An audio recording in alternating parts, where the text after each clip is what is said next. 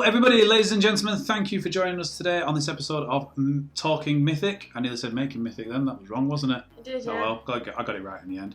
And we are now officially a proper podcast because we have a guest. We do. You do.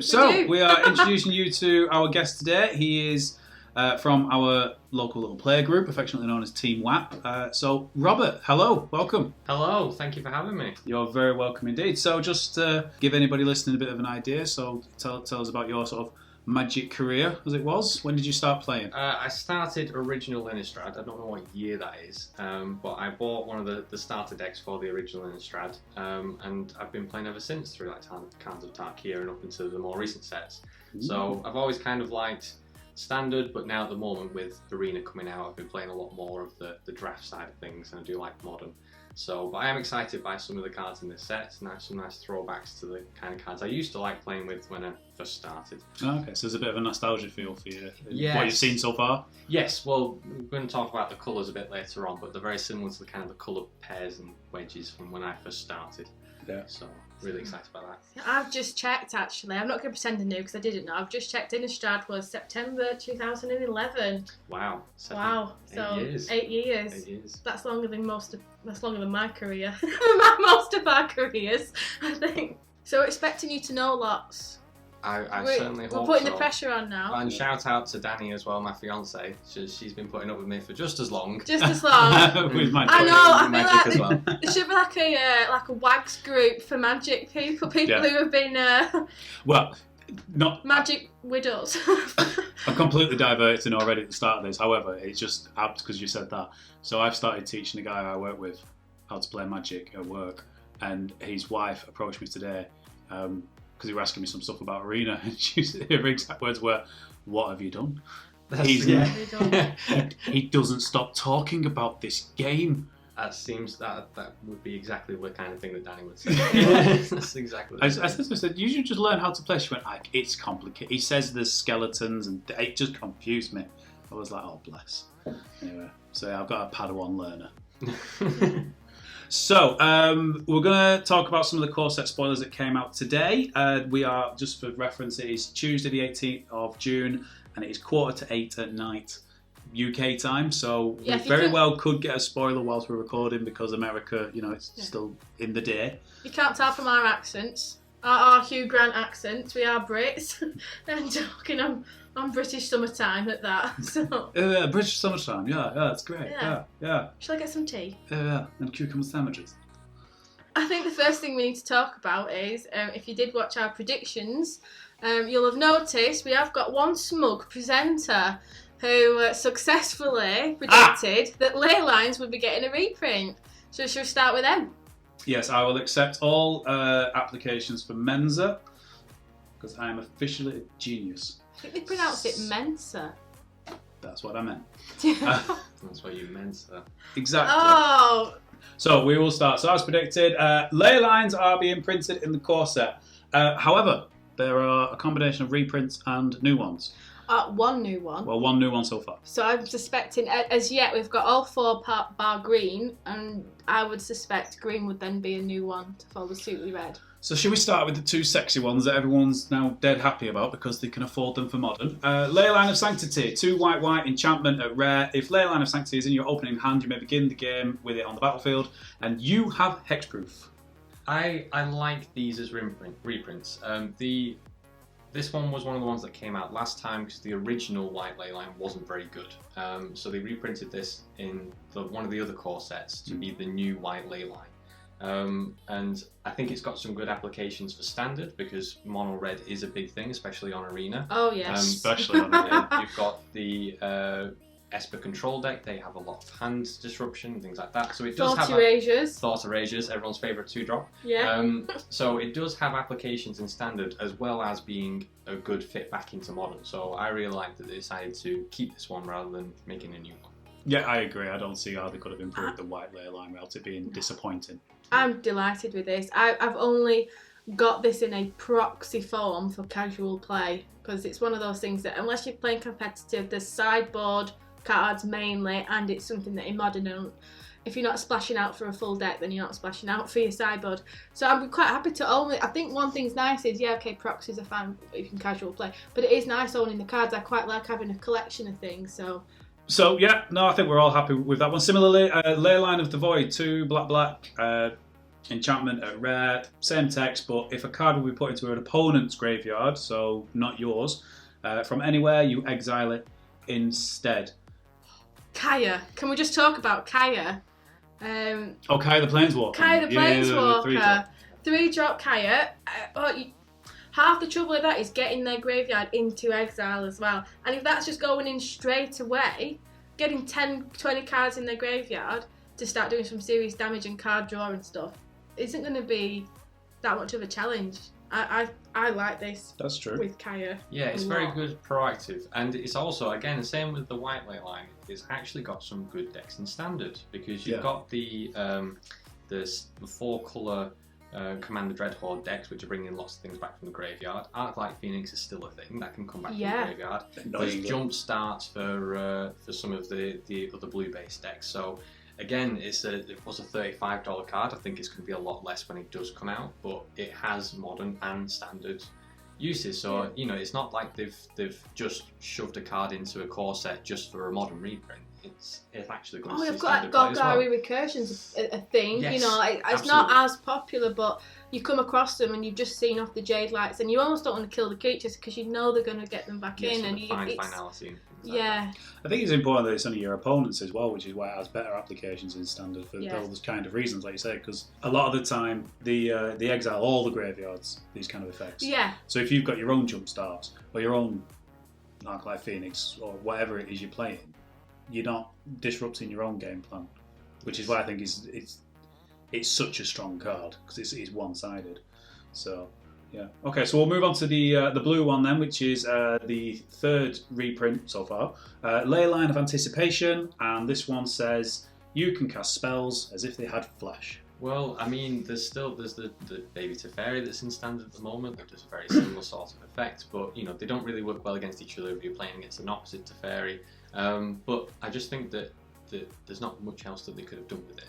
There's not much other blue effects that you want to put on this kind of card. So rather than making a brand new one, I think it's good that they've put this in just as a reprint. I think that the green and the red ones are the ones that needed something different. Something a bit different. They always felt underwhelming, the older ones, didn't they, in comparison? Yes, whereas the blue one was kind of just right. And it's a really good commander card as well. There's a lot of good commander decks that like that kind of effect. I've just watched, I mean, we're fans of game nights as you are. We love them. And Josh the Quaz was talking about Vidal Canori and how people keep poo-pooing it, saying being able to play it Flash is a great thing. So seeing that, saying it's not just non-land permanents, it's cast spells, so sorceries, everything at Flash. You have to then be in blue, fine. But I really like, because I'm looking at that then going, do you know what, why don't I have a Vidal Canori? Google. Oh, that's why I don't have one. That's why I don't have 10. But I like this. I like it.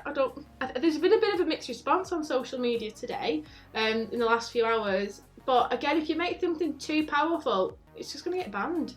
So what's the point? If we've gone that extra mile with it, too powerful, breaks the meta, ban list. I think the problem is a lot of people are poo-pooing it initially because, like you said about Teferi, and this is something that came up on a Facebook post we talked about, making Mythic on Facebook, go find it, where somebody asked that exact question though, but if I have a Leyline of Anticipation out as my opponent has a Teferi, they counteract each other, because one says you can cast things at Flash and the other one says you can't. So what is the ruling there? And it's the can't always wins over the can.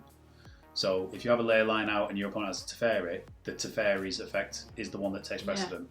So I think because of that, people are kind of poo-pooing it a bit because, like, well, what's the point of Teferi? Come down turn 3 and you can't do anything anyway. But it's one card. If you do that with every card that's ever spoiled in Magic, there isn't an opposite for. It's rock, paper, scissors, lizard, Spock for 5, if you will. So there's a card for everything, but that's why Magic works. Because if there's not, then that's the deck everyone plays, and then it's boring because everyone's playing the same deck. Yeah. Should we talk about new Leyline? Leyline. This is sexy. I like this. So Leyline of Combustion, 2 red. Whenever you and/or at least one permanent you control becomes a target of a spell or ability an opponent controls, Leyline of Combustion deals 2 damage to that player. Oh. This is Eidolon of the Great Revel good in any kind of burn deck or direct damage deck. I love this card. I think this is brilliant. It certainly makes the modern mirror of burn decks very interesting. It's also, surprisingly, unlike maybe some of the other ones, actually really relevant in Limited. Yeah. If you open this in a draft or a pre-release or something like that, this one is actually really relevant compared to the other ones. But it's just it's an all-round good card. Yeah. It's just there's going to be very few games where your opponent is not targeting either yourself or something that you control. So it's always going to do 2, 4, 6 points of damage, which just get you over that line. Yeah. So interestingly, we posted, I don't know if you saw, we did a poll on Facebook today, which is your favourite. Yes. Now, we reached over 3,000 people, only 600 had a vote. And as of time of recording, it was a 45-55 split in favour of Combustion versus Leyline of Punishment. Yes, which was the previous Leyline, which just said you can't gain life or prevent damage. Well, there have been a previous 2 red Leylines before this one, but I think Leyline of Punishment's the only one that was seeing. Yeah, the other one, Leyline light of of Lightning, day. was a bit awful. I didn't even know it existed, so it can't be that good. No, it can't be. It was. Oh, I'm gonna have to. I will find it. It's something like. Whenever you cast a spell, you may pay 1 and it deals 1 damage to target opponent. It's all target player, but that was very close. Oh, is that what it says? Yeah. Yeah, you pay 1 for 1. It's awful. No, that isn't very good. No. Compare it to this, that's... I think that the final point that's relevant for these layer lines is the change in mulligan rules. Yes. With the London mulligan rule, it's going to be a lot easier to find these layer lines in your deck. So I don't think that that's a coincidence. I mean, I know that they make these sets so far in advance, but it's probably figured into the thinking about keeping the mulligan rule that something like this is going to be coming to the fore of the Premier format. Oh, I agree. Absolutely. I don't think it's a big coincidence. I think now would be a really good time to talk about if there was only a way to remove an enchantment from the board. If only there was. So another reprint that we're seeing is Disenchant. Yes, absolutely. So Disenchant is a very old card. However, it's coming back into standard. It's been out for a while. It's a 1 and a Y instant, destroy target artifact or enchantment. See, I've never known Disenchant in standard. I haven't played long enough to ever see it in. I knew it was. I play with them. I have them in my commander decks. I have them in my Soul Sisters modern deck. But I didn't realise it was just some cards just never made the cut. I didn't realise it had ever been in standard. And then in looking into it, it's been in standard from the beginning. Yes. Well, it was at very early on. So this is from Alpha. Is what you mean. It's that old and has been reprinted many times in different guises. It's kind of just a good catch-all for this kind of effect. It's nice and cheap. I think actually seeing it back in standard is really good because often green kind of gets the dominance of artifact or enchantment removal, that kind of pseudo. I don't know. I think white's seen its fair share. I don't think for as cheap for a while. No, see, for State of the Worldly was that one bit more in Amonkhet, but you had 2 and a cycling Y. as well. So I think you paid that extra on for the cycling, but I'd rather not have the cycling and pay less. I think that it points as well towards a general theme that they seem to be doing with these kind of common cards, which is a variety of ways to do things. So rather than destroy artifact or enchantment, because of the rise of best of one, because of them trying to give more options to on one card, having artifact or enchantment on the same card for such a cheap price, it kind of seems to be the trend. Much more playable. I never thought of that. Yeah, best of one, obviously, because you want to be main decking what you would classify as sideboard cards. Yes. Naturally, don't you? So that's a good point, actually, in terms of giving you the option. It's like a modal spell. Yes. So I think that there will be, I mean, we've only seen about 50 cards, but one of my Rob's first prediction of the day is that there will be more modal cards. Whether the reprints or new cards, there will be more cards that give you the options. It's the cards like Knight of Autumn, which is a 1 green that white. kind of style, yeah. Yes, it's a 2/1, but it can either gain counters, it can gain life, or it can destroy artifacts and enchantments. It's a 4/3 if it's not doing anything else, but it can serve some sort of purpose if it needs to. So I think there'll be more cards like that. Maybe not at common and uncommon, but maybe you should go up the rarities. Just whilst we're on disenchant, so one thing I'd like to ask would be, what's your favourite artwork since it's been out? So we have got a brand new artwork. So whilst we've got 8 on the screen, those are the 8 artworks that we've found. But it's been reprinted more times than this, but they've used the same artwork, if you will. But do you have a favourite, and what do you think of the new one? I mean, the full art one is always something that's going to catch I think the I'd eye. like to share a story about the full art one. So I hadn't played Magic for a while. Sometimes you just sort of drift in and out, and I drifted out a bit. And we're having a casual game night, and Gary had bought me some full art disenchants, the one in the bottom left on the screen. And I forgot what it did. I knew it removed an enchantment. I couldn't remember if it removed an artifact. I couldn't remember if it was exile or destroy.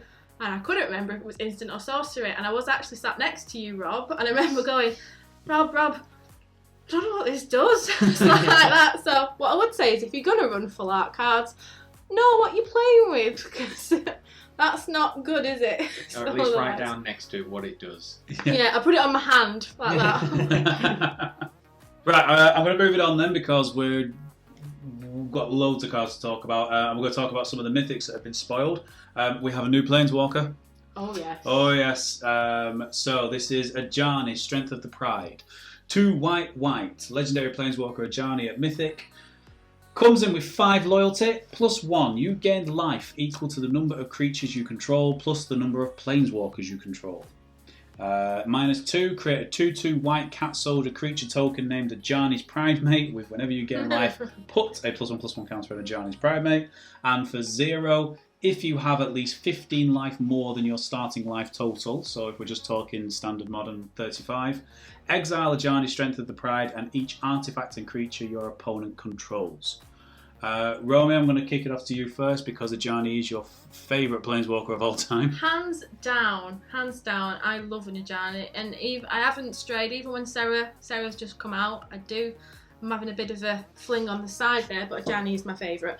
I like it. I think a 5 loyalty Planeswalker for 4 that you can instantly do everything on this if you wanted to, if you have the 15 life or more. The +1 actually helps you get towards using the 0 as well. So even if you've not got a lot of cards that gain life by themselves, even if you're just playing creatures, you're still getting the +1 ability to gain you that life. And on a general note, with the new Planeswalkers, because obviously we've had a lot with the War of the Spark, we've had 36 Planeswalkers in there. I like with Ajani and what seems to be going on generally with the Planeswalkers is that they're making them a lot more focused on one thing. So like the War of the Spark Ajani, it gave things vigilance, it gained your life, it put +1 counters on it, it did a lot of different things. Whereas this one, it's all about the life gain. Everything's revolving around that one little thing. So it's still a very strong card, but they're kind of focusing on aspects of it. I'm agreeing with you. I like the fact that they're kind of giving a Planeswalker a purpose, like what makes them unique, what is, why would you call them for aid, is like the lore part. But I think it's very core setty as well, in that this is the set for newer players to start getting into constructed. So if you're coming with your welcome deck, you're used to, I've got the white welcome deck, it gains life. I've got the red welcome deck, it does damage, Yeah, it fits so it kind of well. fits. It gives you that natural progression where the theme makes a lot of sense. From Legendary Planeswalker, now we're going to talk about a few legendary creatures that have been spoiled. There's 3 of them so far, and the first one I'm going to talk about is... There's 4. 4, sorry. I can see 4 straight away. There is 4. I meant there's 3 at Mythic, is what I meant to spoil so far. Kalia Zenith Seeker. Red, white, black. So 3 mana. Legendary creature, human cleric, Mythic. Flying and Vigilance. When Kalia Zenith Seeker enters the battlefield, look at the top 6 cards of your library. You may reveal an angel, a demon, and/or a dragon card from among them and put them into your hand. Put the rest on the bottom of your library in any order. She is a 3/3. So Kalia is back. So Kalia was originally one of the sort of pre-con commanders, I should say. Kalia the Vast. Kalia the Vast. So she's back. She's now in standard. Still hanging out with angels and demons and all big kind of massive dragon creatures. So Rob, will come to you first. Initial thoughts? I like that they're doing the wedge sort of legendary creatures. Yeah. It kind of points really easily to the 3 colour combinations that you will be looking at in the rest of the set. I don't know how many, we haven't seen a lot of the cards, so we don't know how many angels and demons and dragons there are. But it's a 3/3 for 3 with flying and vigilance. You know, that by itself, if you're playing those colours, that's really good value straight away. I like that they're legendary. I like that they're all kind of really unique, and they do point towards a very easy deck building idea. You know, you're not kind of confused about what the cards want to do. I really like it. Right, we'll move on then to the next one. Kaikar, Winds Furies. This is the Jeskai legendary. 1 blue, red, white, legendary creature, bird, wizard. Flying, whenever you cast a non-creature spell, create a 1/1 white spirit token with flying and sacrifice a spirit to add a red. 3/3. I think this is pretty good. Jeskai kind of wants to do non-creature stuff and flood the board with tokens. I can see some interaction with Saheeli for a similar type of thing and just go crazy with 1/1s. I was sat at work and I was having a proper giggle about this card because I read the name as Kakar. Kakar! Oh, it's a Kakar! Maybe it is. So the bird wizard is called Kakar. It's the first magic card that's named after the noise it makes. And our good friend Luke, he makes that noise as well. Yeah. So yeah. From now on, it's known as Kakar, It's no Kakar. matter what. Whenever it attacks, whenever you do anything, you have to say Kakar. Kakar. I love it. Callblade's back. Oh my god. The only thing that I don't quite get is that it makes spirits and not birds. Yeah, I had that issue. I'm with you. Like all wizards. Just I'd have gone with birds. Lack of any day of flavour. the week. Kind of the Jeskai theme for this is flyers. So this is another legendary creature that's, I think more so than Kalia, it's really pointing. You know, if you get this in your draft or This is what you're trying to do. This is what you're trying to do. But I can seriously see this as maybe a standard deck as well. You know, there are lots of non-creature spells that you can use to make spirits, but there's also just lots of flying support in those kind of colours. We still have favourable winds for a couple of months. For now, yes, so we do. There's something there. But I'm with you. I can see a standard deck with it. Like I say, I can see the double cast off Saheeli, Hero Precinct 1, those kind of trigger decks for multicoloured things and non-creatures. Value everywhere, just for casting and opt. Yeah, that kind of thing. Then somebody plays Cry the Carnarium and we all cry.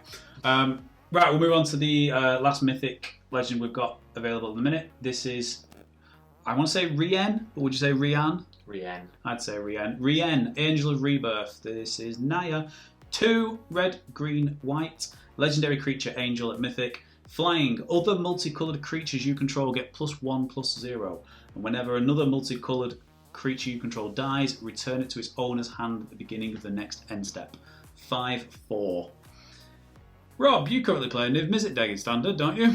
I do, yes. They're centres around lots of different multicoloured cards. I am very, very happy about that. I'm particularly happy about the last phrase, about when it dies, returning it to its owner's hand at the beginning of the next end step. That is stupidly good. It's really, really That's good. Very powerful. Because you've got lots of multicoloured enter the battlefield effect cards. And the obvious one that I can think of straight away is Hostage Taker. Now I know it's the complete opposite colours to this. Not in Niv Mizzet. But not in Niv Mizzet. But, you know, exquisite point. In those kind of colours, you do have a lot of enter the battlefield kind of effects, especially in green and white with making tokens and things like that. But I like the little buff that it gets on the multicoloured creatures. And it might lead to some different builds of a deck like Hero of Precinct 1. Yeah. Because at the moment it's very Esper. It's centred around control. It's centred around control and stuff like that. So I think that it does have some interesting applications. Obviously Commander's always a big one. There are lots of multicoloured decks in Commander. With the new Modern Horizons sort of printing of legendary creatures, things like Ceesay, she's another 5-colour legendary creature. There are a lot of multicoloured decks out there that could really use this. Ah, yes, love it. So, just one more Mythic to talk about before we move on to some of the rares. This is Cavalier of Flame. 2 red, red, red, 5 mana total. Creature, Elemental Knight at Mythic. 6/5, and for 1 and a red, creatures you control get +1/+0 and gain haste until end of turn. A lot of text on this. Whenever Cavalier of Flame enters the battlefield, discard any number of cards and draw that many cards. When Cavalier of Flame dies, it deals X damage to each opponent and each planeswalker they control, where X is the number of land cards in your graveyard. I'm confused, and first impressions, I don't think this is very good. Did you do what I did? I went, that seems like a lot to remember. I'll not play with it. That's... Yes. I know you so well. That could be one of those where I must admit I read Hydroid Crassus and thought, it's not that great. Oh no, I loved that from day one. And how wrong was I on that one? So, who knows? Top tier deck now, Cavalier. Right, we'll move on to some of the rares. We'll talk about a few of these then. So we're going to start off with another legendary creature. Artemis the All-Seeing. 3 blue, blue, blue. 6 mana. Legendary creature Sphinx. Flying. For 2 blue and tap, draw 2 cards, then discard a card. Whenever Artemis All-Seeing deals damage to an opponent, you may reveal your hand. If cards with at least 6 different converted mana costs are revealed this way, that player, being your opponent, loses the game. 4/5. We've got initial thoughts. I know I've got some about this. But go on. I always like a different way to win the game. Yeah, I do. I'm always very tempted to make decks that win in really weird ways that don't necessarily just attack and kill people. Like Doesn't a always work. Beladar Sovereign Yes. type, yeah. It very rarely works, it's a case of, if I draw these 4 cards in this specific order and play this and my opponent doesn't do anything for the entire game, I'll win. You sat there with your tinfoil hat on in all its glory, and then that one time it works, like, I'm the king, I'm the king. Yeah. I've proved everyone wrong. Yeah. Absolutely. I see that. My first instinct at this is it is just a jank commander. I don't see it playing elsewhere. Even for new players, I think that is a lot of text to get around if you're brand new. For which core sets usually have things like that. I think I would have to build a deck specifically around this as a commander with lots of Requillary Towers and things that mean I can have lots of cards in my hand, draw lots and lots of cards, taking extra turns, Nexus of Fates, temporal summonings, and just one shot my opponents, like you, then you, then you, with extra turns. That would be my... It almost feels wow, like... Rob's got his brewing eyes then. That was... I saw your eyes like, on... oh gosh, on The Hangover, when he's in the casino and he's like doing all the... He sees the He Matrix. sees the Matrix like that. I just had Rob. I just saw it on Rob then, like, yeah, loads of extra turns. And yeah. But none of that face happens at work. But people don't get to see that until I come along with the deck and lose with it. So we've got a legendary artifact. This is Chandra's Regulator. 1 and a red. Legendary artifact, a rare. Whenever you activate a loyalty ability of a Chandra Planeswalker, you may pay 1. If you do, copy that ability. You may choose new targets for the copy. And 1 and tap, discard a mountain or a red card, draw a card. I like this. I think this is a really good supportive card for the suggested Chandra tribal deck that I think Wizards are pushing us towards. Definitely limited because you can easily get one of these and the uncommon Chandra, so there's a bit of synergy there. But if you're building this in constructed, Chandra from War of the Spark, Chandra Artisan, or whatever you should call, very playable. Good card draw on it. This helps you get card draws. The ability to pay 1 mana and copy a Planeswalker's ability is very, very strong. It is. When you think that I have to pay 2 from a Mentor of the Meek to draw, you know what I mean? For a creature entry, paying 1 to get what could possibly be an extra emblem, then you've got 2 damage for every time I can't remember what that emblem is. Draw a card? No, upkeep. Upkeep, yeah. So, sorry. 2 damage every time. Yeah.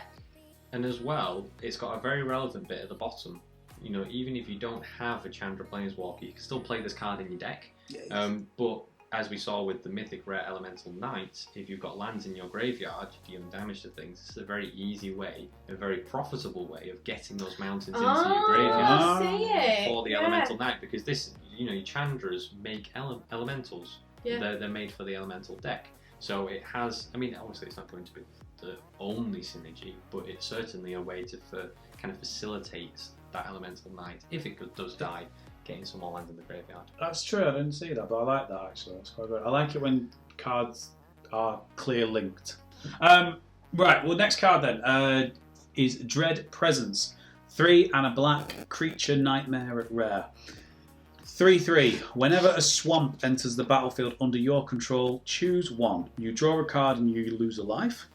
Or Dread Presence deals 2 damage to any target and you gain 2 life. I Now, I personally really like this card. One of my previous favourite decks I used to play was a mono black Horrible Things deck. Oh yeah, Which yeah. What was that guy? It was a three. It was black, and you could pay one. The Dreadshade. Dreadshade. Yeah, the Chain Whirler of black at the time. Horrible. Yeah, it was great. I loved it. It was really fun, and I think it was like the deck that I really enjoyed. Kind of, I won F&M like the first couple of times with that, and it was like, oh, this is brilliant.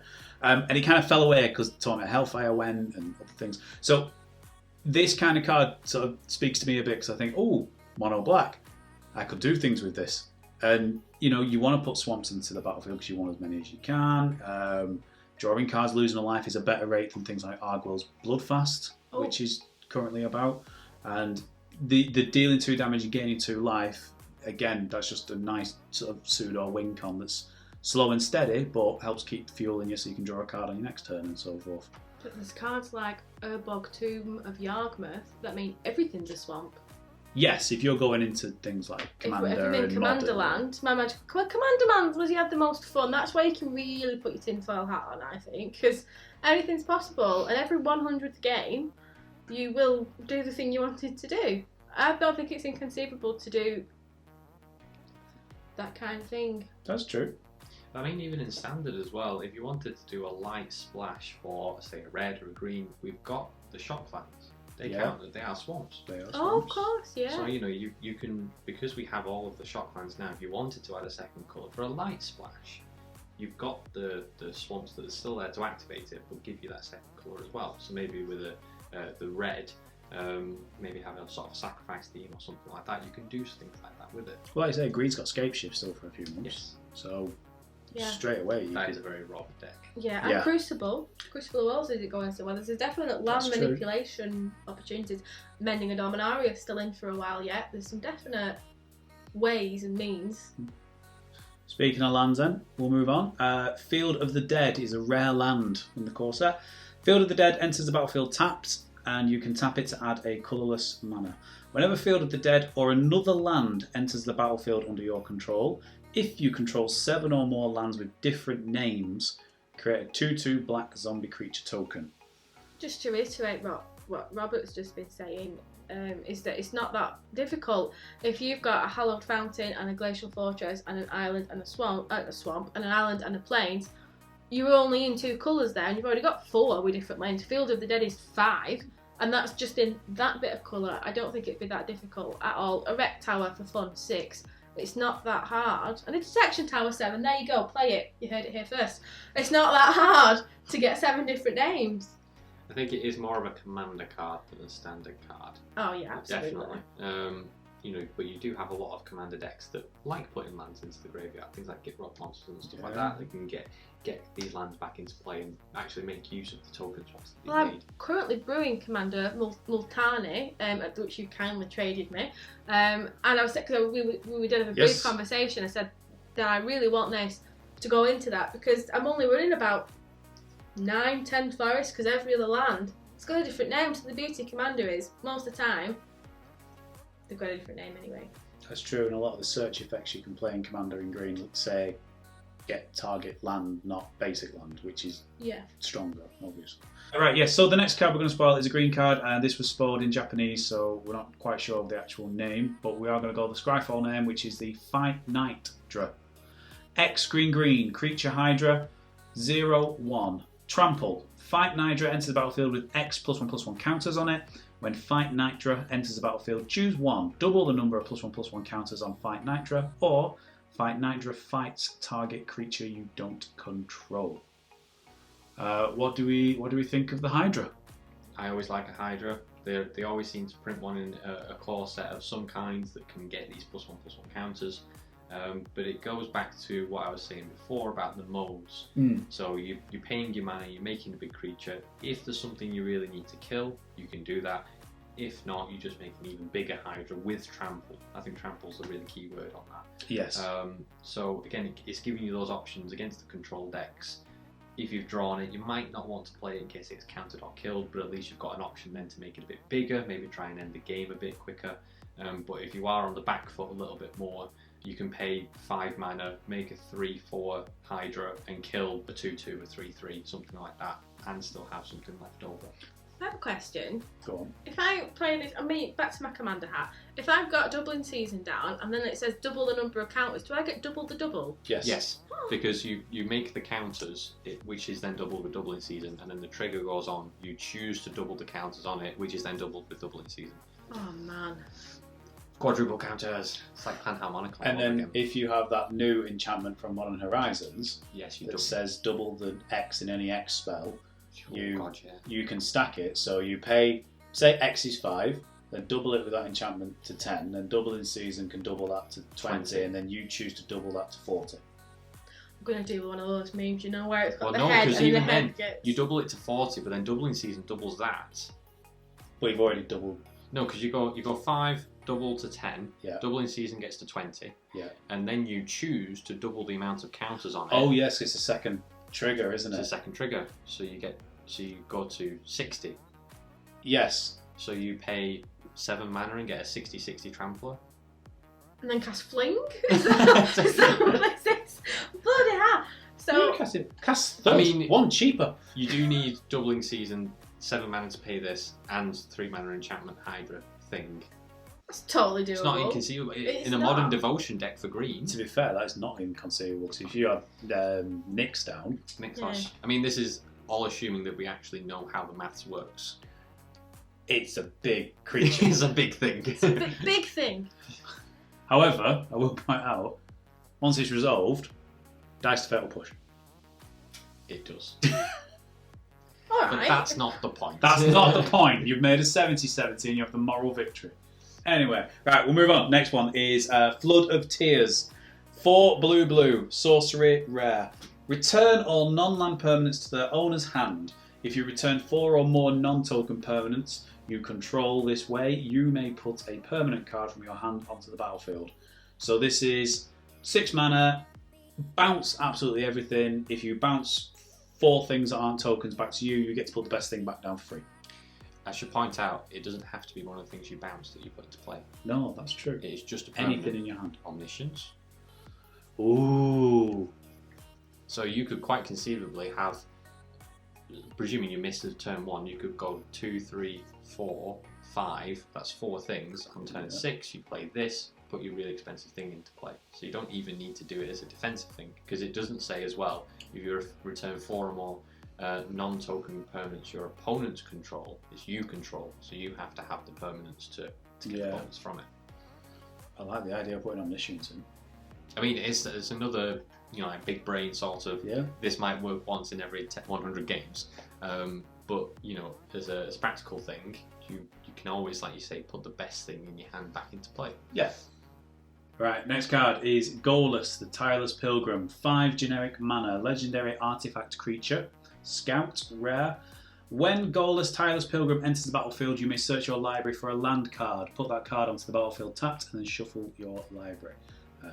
And then for 2, Wooburg, white, blue, black, red, green. Exile the top 3 cards of your library. You may play them this turn without paying their mana costs. And he's a 3/5. So this is Solemn Simulacrum as legend. 5 colour commander. Exiling the top 3 whilst not a lot of cards, the fact that you can play them for free, you need to really hit one thing that's of value. So yes, it costs a lot to do, but if you're in that kind of 5 colour commander deck, you're pretty much fine with that. Running, what's that new guy called? Literally the deck that Josh the Choir played with. Or the commander that reduces the cost by Wooburg. By Wooburg. Mortadon. Would that, is it today, does it cost or is it abilities cost as to well? cast Is it it. just cost to cast? Right, fair enough then. That was a pointless point. But now you won't make the same mistakes. So next card is, once again we're using the Scryfall name, Lifesong Loxodon. 5 and a white. Creature, Elephant Cleric at rare. When Lifesong Loxodon enters the battlefield, you may have your life total become equal to the total toughness among creatures you control. And then for 5 and a white, Lifesong Loxodon gets +X until end of turn, where X is your life total. And it's a 4/6, so a 4/6 for 6 straight away is not fantastic. Don't feel like it's doing much. You feel like you want to be in some sort of walled deck. with this, which we tried and it wasn't great. Well, I I'm like not the inspired. artwork. I like the artwork. So, Wizards, if you're listening, which I'm sure you are, hey Mark, I really like the artwork on this. There's, he looks learned, he looks studious, he's a cleric, he's got a bit of frankincense. So I like that. Next card then is a reprint, and very much a core set reprint. Been printed in a few. Playing a cleansing, 3 white, sorcery at rare, destroy all non-land permanents. So now Romy was mentioning in your last video about cleansing Nova, Yeah. leaving the format eventually Yeah. after the next set releases. It's 1 mana more, but it does a little bit more for you. I like it. I've always been partial to a Wrath effect as a last-ditch attempt to try and get back into a game, like against Romy's horses deck. Indestructible though. That's So I mean, it is expensive for what it does, but there are a lot more planeswalkers in decks these days. There are a lot of enchantments. There aren't just creatures as a way of an attack. The only issue is that 6 mana. If you're playing against a lot of planeswalkers, they will probably have some way. Generally, it's the Jeskai planeswalkers or Esper or some sort of control deck. So if you're paying 6 mana for a sorcery, they will probably have a way to deal with it at some point. The only real standard deck that I can see that maybe this would really affect is the Dreadhorde, Commander Dreadhorde decks, because they get a lot of things back. They generally tap out for it, and they lose a lot of life. So you can destroy all of them in one fell swoop. They're just on low life. Alright, we'll move on then. Next one. And possibly, a link back to Kalia from what we were talking about earlier. Scryfall name is Roma Downey. So no idea what it's really called. White. Creature, human cleric at rare. Whenever an angel enters the battlefield under your control, you gain 4 life. And then whenever an angel you control dies, create 1/1 white spirit creature token with flying, and she's a 1/4. Sit down, everybody. We have a winner. I love this card. I love it so much. Divine Visitation straight away. They just replace themselves. You angels never die. Load everything you've got to protect in this and have that, and you oh my gosh. And then you get 4 life. They kill your angel, you get a replacement angel, and you get 4 life. And I know we talk about rotation, but Lyra Dawnbringer's still in standard for another 3 months. That is not to be sniffed at. That is a full quarter of the year. Yep. Resplendent Angels still Resplendent in Who very also much makes so. angels. Who make too much. And gaining 4 life as well for the angel means that it's not that difficult to gain that 1 more. And if you're running the Angel of Vitality, or you gain that life +1, takes you into 5 life. So if you've got Resplendent Angel down and you cast her, then you get that. You get an angel for casting an angel. It's ridiculous. I love it, and it's 2 mana. And I want 4 is hard to kill. And you've got a lava coil to get rid of this. It's that a lightning strike's not going to do it. Mardu Angels could be a thing though if you're just looking at cards that we've already got. So you have this, and then Kalia, Lyra Dawnbringer, Resplendent Angel, Seraph of the Scales, Aurelia. These are all good creatures. They all have an impact. They all do things. And that's a relevant curve as well. With this as a 2-drop, Resplendent Angel and the new Angel is 3 drops, Seraph of the Scales and Aurelia is 4 drops. It's not like you're missing points on the curve. You're not going 2-drop, wait a few turns, big 5-drop Angel. Yeah. There are relevant points on that. Yeah, because angels are pricey. It's not uncommon in Angel Commander, where I've got 7-drop angels, 8-drop angels. There is a 9-drop angel that I have. They're usually big spells, and you usually have to wait a long time to get them. Or you're splashing green so you can ramp to play your big spells. That's pretty much what I do. I think it's very easy to play even mono white angels in this. Lots of life gain, back with the Ajanis, and angels and cats with wings. Sarah's Wings is still in. That is a great card. I love it. There's nothing I don't like about this card at all. And if you're wanting to play Mardu Angels, you're paying a price for the lands. If you're playing your shock lands and things like that, you are paying for life. But this is a very easy way to gain that life back. Absolutely. So you kind of getting back that life that you lost through being able to play a 3-colour mana base. Yeah. We'll move on then. We've got a couple more rares to go through. So Scheming Symmetry is a single black for a sorcery at rare. Choose 2 target players. Each of them searches their library for a card, then shuffles their library and puts that card on top of it. Symmetrical Tutoring. This is cheap. I like this. I like this. think this is good. Do you know, straight away, obviously, you lean towards Commander because it's politics, isn't it? You get to pick somebody, get to buddy up. Hey, do you want something? I want something too. But then even in Standard, we're like, Ashiok, they can't search their library. So you go, hey, me and you. And they go, but she says you can't. And then for 1 mana, you get to go do the thing that you want to go and do. I didn't even think of that. So that's good. I think this has got some definite play. I like it. And then even in Commander, there are cards like Avon Mind Sensor, which you can only search like the top 4 cards, or Psychic Surgery, which you can't search library. So you're getting the value from it, and your opponent's out. So there's ways to be tactful and politic it, and there's ways to be really like selfish with it. So 1 mana. And even if it's not the first card that you play in the game, there's lots of ways to make someone shuffle a library. Yeah. So you can play this card for its effect and then either mill the top of the library, make them shuffle the library. So, there are ways to just get the benefit for yourself. We've got Field of Ruin as well, which is another way, which is, a lot of people kind of underestimate how good that card is. Yes. I mean, the only thing with the field is that you would be shuffling your own deck as well. Oh yeah, maybe it's not that great then. You've seen a draw effect first. Ignore what I said. Okay, fair enough. So this is why we have guests. Very good. Yeah, but I like it. I think it's a good card. I do. Brilliant. Alright, we'll move on then. Next card, Starfield Mystic. 1 and a white, human cleric creature at rare.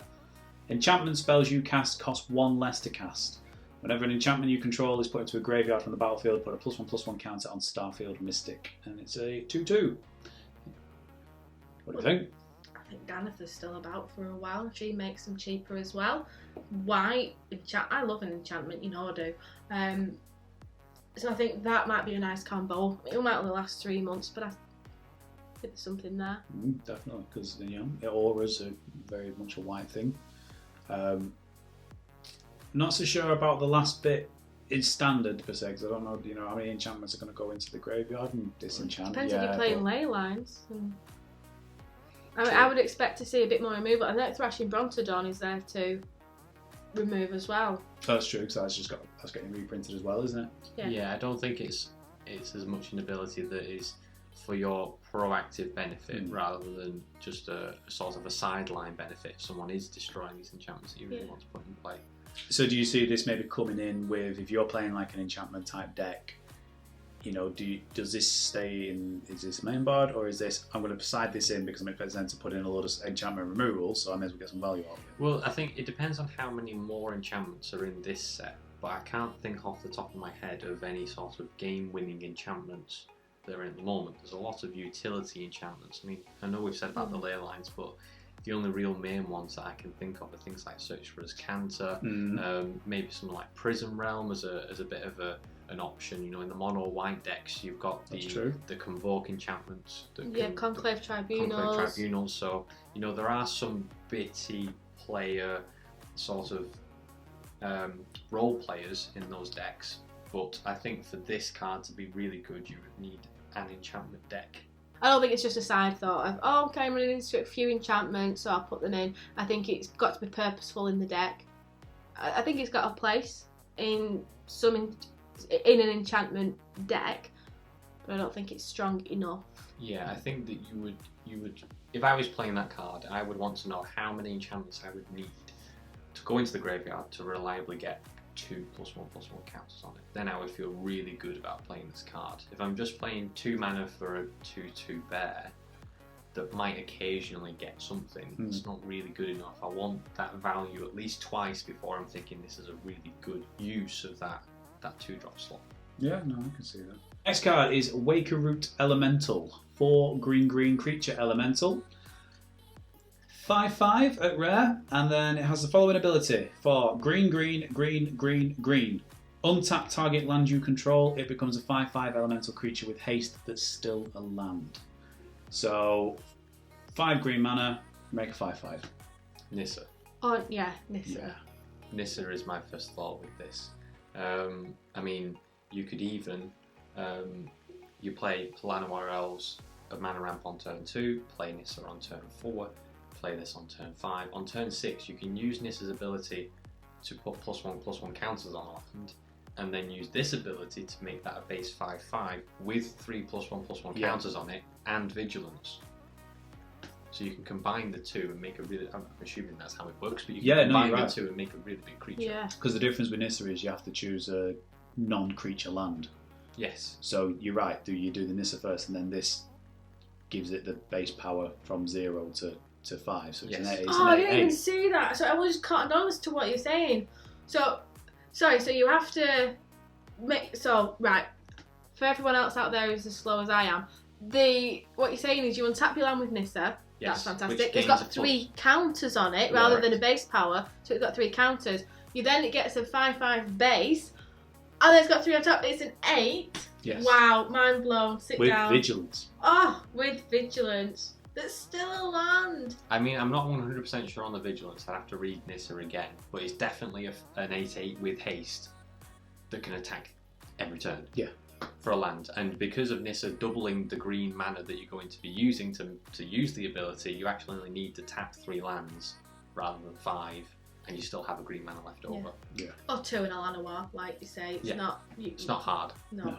So there was one other rare card to talk about, and here it is. Dungeon Geist. I believe this is a reprint. It is, yes. 2 blue creature spirit at rare. 3/3 with flying. When Dungeon Geist enters the battlefield, tap target creature and opponent control. That creature doesn't untap during its controller's untap step for as long as you control Dungeon Geists. So this is Waternaut, pacifism, that kind of effect on a creature. But a 3/3 flying. It's a spirit, so it's a relevant tribe. Do they move you They do. Yeah, every time? every time you're near me. Oh. What's that?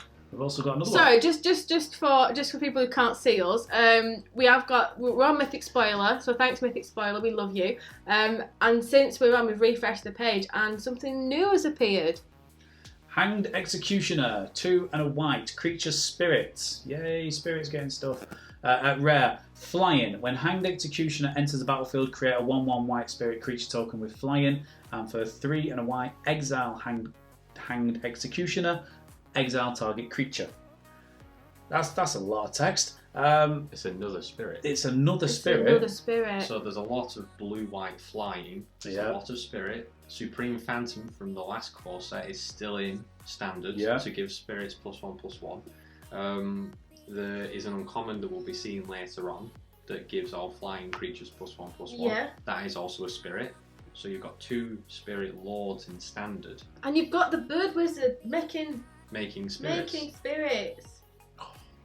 It's all coming together. It is all coming together. What I'm seeing in this in standard hat on now, the 3 and a white exile. Yes, okay, you have to exile your creature. But I would see that in terms of things like Ixalan's Bindings, the Conclave Tribunals. You're getting that exile, but it's not exile until it leaves the battlefield or they destroy the enchantment. It's exile full stop. It's gone. Whereas we're seeing things like Disenchantment, I think things then like your Bindings and your Conclave Tribunals, your Prison Realms, become less permanent because they are more removable. So the ability there is you're paying the same mana for those spells, but it's gone. Yes, the additional cost is that you do have to get rid of your spirit. Instant speed, though. Not to be sniffed at. So we're running a little long, and we talked about all the rares and all the mythics that have been spoiled so far. So regarding sort of commons and uncommons, I'm happy to throw it out rather than us talking necessarily about each one. Do you want to just mention a couple that you're looking forward to? So go on. Guess first, Rob. I like the... If we go back to Core 19, the signpost uncommons and inverted commas were good by themselves, but they didn't really lend themselves to decks.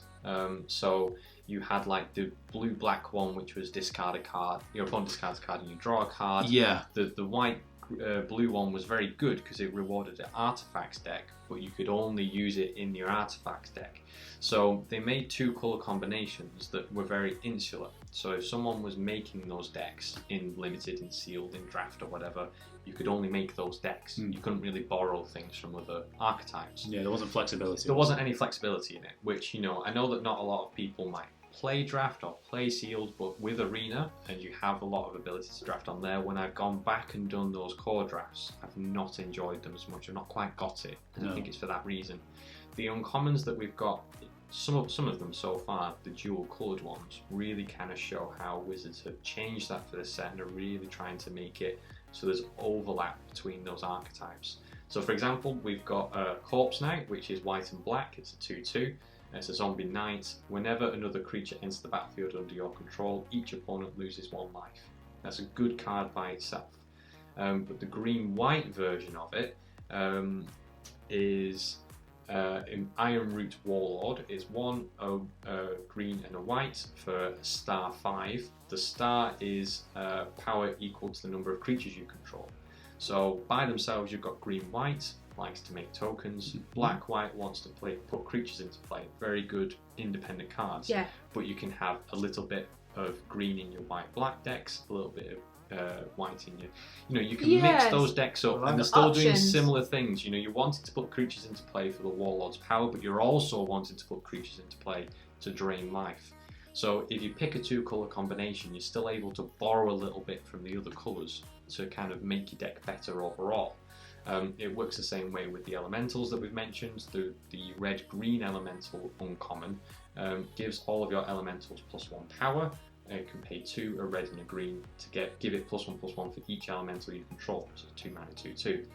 The green-blue one rewards you for putting elementals into play. So there's these 3 colour combinations that are which are working together, which is what I was saying before about the wedge shard. So I really like what they've done in that there is some overlap. You can obviously just pay the 2 colour combination as is, but you can stray a little bit into a 3rd colour if it helps you. I think sometimes though, especially in sealed environments, you find yourself in 3 colours not because you've got, I've got a lot of bombs in this wedge, but because I haven't got a lot going on, so I kind of need to play all of these colours. You need the 3rd colour just to bump up your playables a bit, so that rather than being so insular, it has got that spread. I hadn't noticed that, but you're right. I hadn't noticed that, but I really like the synergy between, like you say, the wedges being split into colour pairings. While we're on about those colour pairings, I really like the eagle as well. Empyrean eagle, that's what I'm going for. Bird spirit, as you said before, is a spirit, and other creatures with flying get +1/+1. So this again is another like lord for your spirit tokens you're making, or general birds and things like that. But again, like I say, in terms of constructed play, definitely. But in terms of sealed, just flyers getting an extra +1/+1's not bad. They don't have to be birds or spirits. You're not stuck on that. Yes, but what I like about these uncommons as well is, like I was saying with the core ones from last year, with the blue-white one, again as an example, you had to play artifacts to make that good. So it was okay within draft if you were making that deck, but if you wanted to make a constructed deck, you just started playing, you open that as your uncommon, I really want to build a deck around that. What other cards from previous sets really work with a blue-white artifacts theme? What are you talking about there? Very narrow. Very narrow, but with this, it's blue-white. Flying creatures get +1/+1. Blue and white, you've got a lot of flying creatures. I mean, the elementals, it might be a little bit harder, but again, the white-black, it's a night creature. We have night creatures in Dominaria. As creatures entering the battlefield, you want to be making tokens in white and black. Afterlife is still a thing. So there seems to be a lot more, they've thought a lot more about the previous sets and tying it together with this, as well as the limited environment that it's into. I really like the Corpse Knight as well. The 2/2 for 2 thing and it is nice. The bear, zombie knight, but the other creature enters the battlefield under your control. Each opponent loses a life. That's not target opponent, it's each. So the word each again brings me back to my commander hat. I see this just fitting into so many Orzhov life gain, life drain decks, and 1,000,001 ways to do infinite combos with it. So I think this would fit in to those nicely. I also really like Sorin in Standard. I haven't played with him yet, but I really like him. Yeah, the one from War of the Spark. Yeah, so I think there's like a nice cheeky little Orzhov deck in Standard that hasn't really been explored, or I haven't explored yet.